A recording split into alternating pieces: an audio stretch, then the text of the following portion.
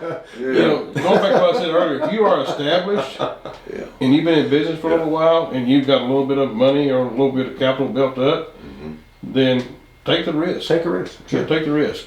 But if you're new, by all means, do not take a chance on losing money, because at this point, you've got one goal. That is to make your business successful.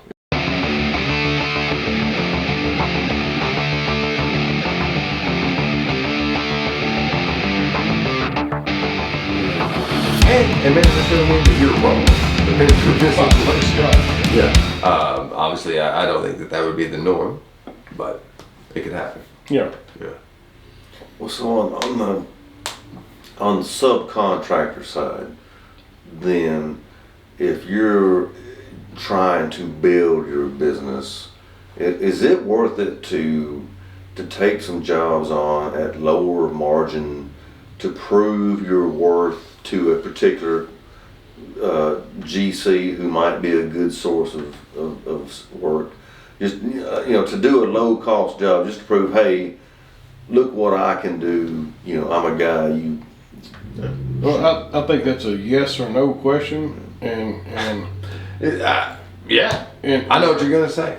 Go ahead. I'm sorry. But I was gonna say, like, if you're the sub that you're established and you've got bankroll, you've got money in the bank to work off of, then yes, it would be worth your risk to take a minimum profit or even break even number to get your foot in the door with this particular GC or this particular contractor. If you're new to the business and you have very limited capital, then no, do not take that risk. Do not put yourself into the situation where this could be your one and only job, because it's going to put you out of business. So yes, it's worth a lot of times, if you're established, let's take a minimum profit to show this contractor, hey, we can do your work and we can do it, in a feasible amount of time and help you to make money.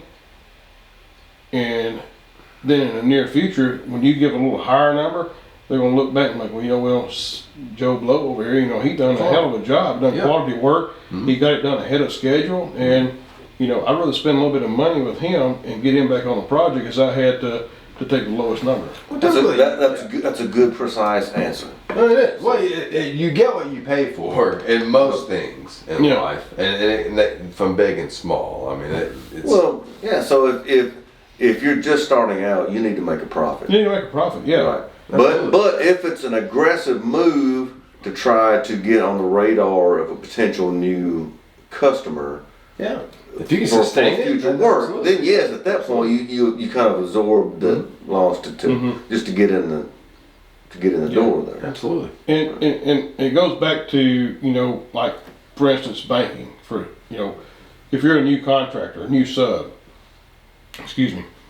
and you have a line of credit, or you went to the bank to borrow operating money, you don't want to go to the bank showing them this is a potential project.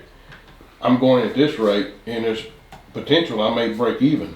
That's not a good. That's not a good way. Let's hate that whole breaking even thing.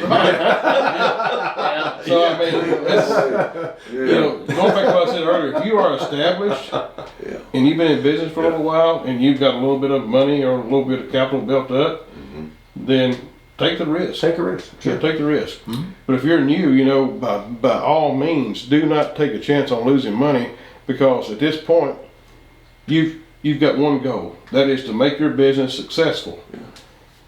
And do not try to take a chance on losing money up front. So in a way, margin on a job is a tool you can use strategically once you have broken gravity. Once you're not dependent on that first profit on that job to pay your mortgage and feed your family. Right. Get past that point, and it can be a tool you can play with to. And we've said this before, just like we're all contractors, we're all bidding against each other. Right, materials, what I need to do this job, and materials, what y'all need to do this job, they're irrelevant, because it's going to be within 1 or 2% of each other. Our materials are going to cost us what our materials are going to cost. The difference between you and I, and as far as us putting this project in, is going to be foresight. It's like, how fast can I do this project? The faster I can do it with a less amount of men and a less amount of equipment, is going to be more money in my pocket. So if I go in at a lower budget, I'm going to push my crews. I may go in at, say I'd only go with 15% profit. Say I go into this project and say 7.5%. Just try to make a statement. Hey, I want this project. I'm going to do you a good job. But I'm going to try to make up that other 7.5% in production. I'm going to push my crews. I'm going to strategically figure out a way to see that I can get this job in quicker. I'm going to find ways that I can not necessarily cut corners, but be more efficient. Yeah. And because when you cut corners, you can get yourself in a bind too. So Don't cut corners. I want to elaborate on that. Don't find ways to cut corners. Yes. Find ways to be more efficient. Yeah.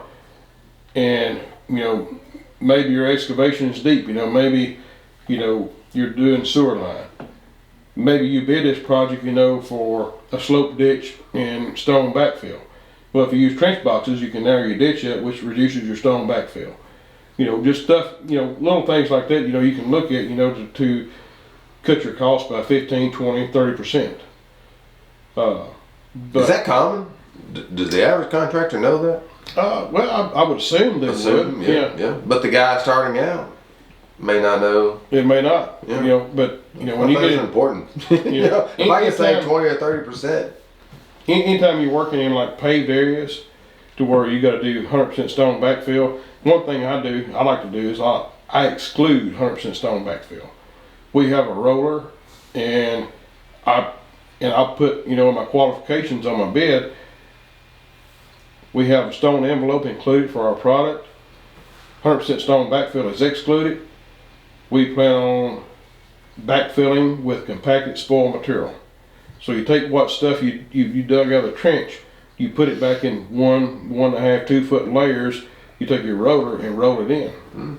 So you've got more time involved, but you're not buying a product. Buying all the material. Your materials right now, like for stone, you're looking at $19 to $20 a ton for 57 stone for backfill.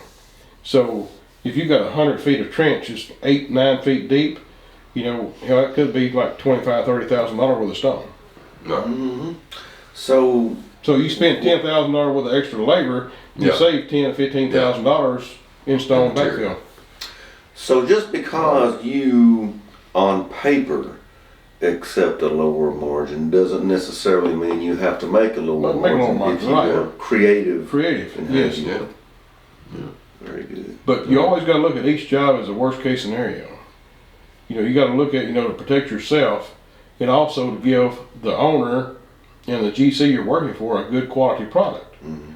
So if you start looking at ways to do VE products up front, it may come back to haunt you in the end. I mean, yeah, sure, there's always time that you can do like VE products, value engineering, VE. So the engineers designed this job to do this.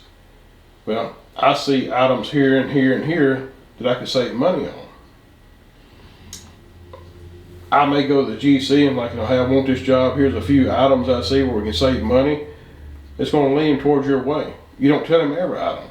Well, then you've got a few more items left over here that you've seen that you can potentially make up money for your own value that doesn't necessarily have to be given back. So, there's several different ways to look at a project as far as the money I can save for the owner. Anytime you can give money back, it's going to give you credibility, with the GC and with the owner. Sure. And we do work with some large scale owners, and they put a team together and they travel around all over Middle Tennessee building these big warehouses. It's we don't want any other bids. We want to keep this team together because everybody works good together. Mm-hmm. And that's what they want. Mm-hmm. So that doesn't happen very often, but you do get a few opportunities to be in those situations, and we happen to be in a couple of them right now. Good. It's a good place to be. Yeah. But never sell yourself short. When you bid a job, from the time you award the contract, that's the time I sit down and look at the drawings and try to figure out, how I'm going to make the most production to make the most money off this job I possibly can. Yeah. And generally, I average about 8 to 12% above my profit margin. Above, Yeah. 8 to 12% above your profit margin. Now, is that because you are bidding at higher margins, or because you are? I bid at conservative margins. Okay. And you can do that whenever, you have. Conservative on paper. On paper, yes. For the, Yeah. And it goes into contractual value. It's like, most people I bid against, they're doing the same thing. When you have experienced contractors, experienced estimators you're bidding against, that's the way they look at it. We're going to be a little bit reserved. We're going to be more conservative on this project. And then that way that gives you a little bit of a buffer to where you can figure out, where's my sweet spot? Where can I make a little extra money? Where can I speed up production? Which is good for everyone. Right, yeah. Yeah. And there's other trades, don't be afraid to go and talk to other trades, like, hey, I've got, this going in this area, you've got this going in this area, can we work together? What can we do? And a lot of times, I've done with electricians before. I'll be laying water or sewer, and like, well, I don't have anybody to dig my electrical ditch for me. Would you be interested in it? Well, yeah, I'll do it because it's going right beside mine. I can dig it all at the same time. I'd do it for, X amount of feet, dollars per foot. And it doesn't cost me any more time. It may cost me a few extra hours. Yeah, but nothing substantial. Nothing substantial. But I've picked up, a pretty good chunk of change right here just by working with other trades. Yeah. So, just because there's multiple trades on a job doesn't mean that you're held to your one trade. Oh, sure. You can reach out and work with other guys and Absolutely. And find ways to pick up potential more profit. Yeah. That's great. Another good lesson there is if you're on a job site, get to know the other Network. the other guys who are working on. Yeah. Which is probably inevitable, but yeah. Yeah. Probably hard to avoid people, but you wouldn't want to. I'm just That's the saying. way you got to do it. I mean, we have people approach us, do the same thing. But, that's kind of the grand scheme of things. Like, hey, we're working in the same area. What can I do to help you? Or what can you do to help me? Absolutely. Yeah. Because it probably won't be the last time you see him on a job Right. site. Well, that's good stuff. Yeah, our video is probably reaching its end there. So good discussion here. Yeah. Jeff, that's some wise words there. Yeah, I enjoy that. Yeah. As always, check us out at ProfitDig.com for your share, all that. Smash the like button, Yeah, subscribe, all that good stuff. Comment, would love that.